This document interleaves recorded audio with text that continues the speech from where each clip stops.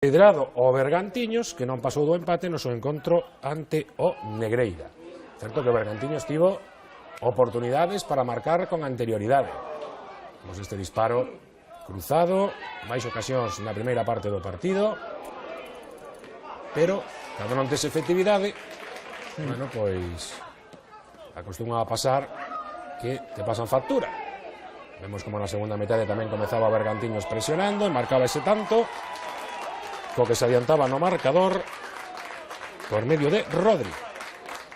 Pero pouco lle durou a vantaxe porque Cristian empataría para o Negreira só 2 minutos despois. No minuto 7 do segundo tempo chegaba o 0-1 e no 9 ese empate que sería definitivo entre o Negreira e o Bergantiños.